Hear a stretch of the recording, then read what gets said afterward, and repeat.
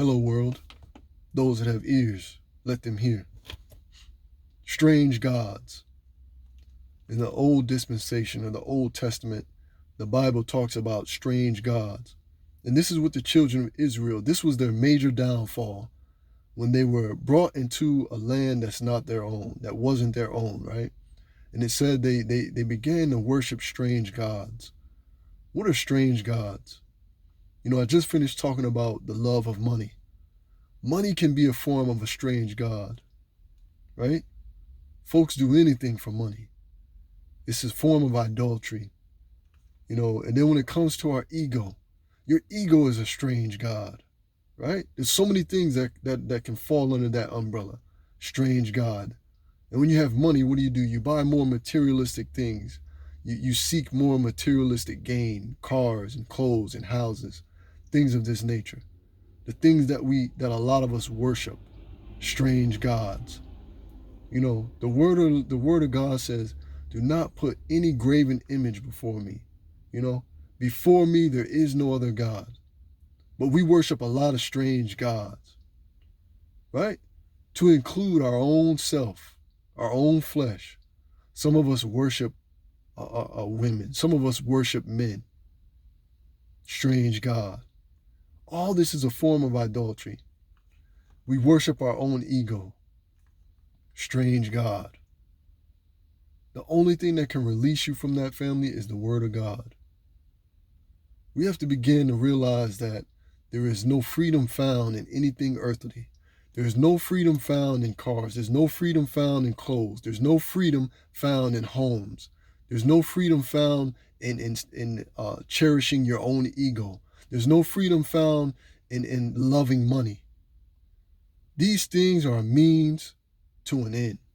Listen to what the word of God says in 2 Peter 1.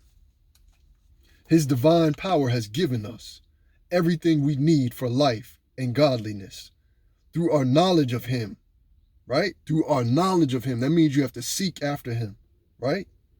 Who called us by his own glory and goodness. Through these he has given us his very great and precious promises, so that through them you may participate in the divine nature. See, God's nature, not our own nature, but his nature. See, we all have nature. It's called human nature. But then you have something that is above and more divine. That's God's nature, God's divine nature, right? His divine nature, and escape the corruption in the world caused by evil desires. How do you change your desires? You have to put on the righteousness of God, right?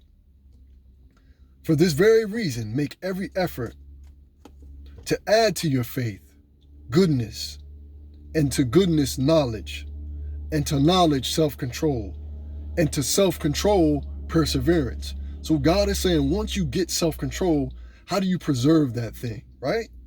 Perseverance. And to perseverance, right? Godliness.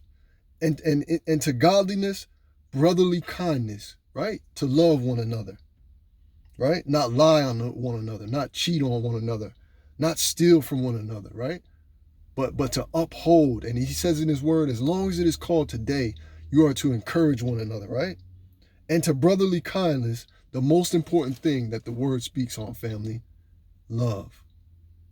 So, and to add to brotherly kindness, love.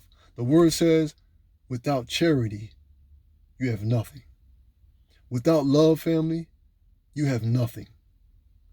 So you can have all these things, right? All these worldly things and possessions.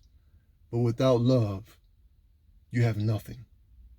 Family, until next time, Hebrews 12:14. Make every effort to live in peace with everyone and to be holy. Without holiness, no one will see the Lord.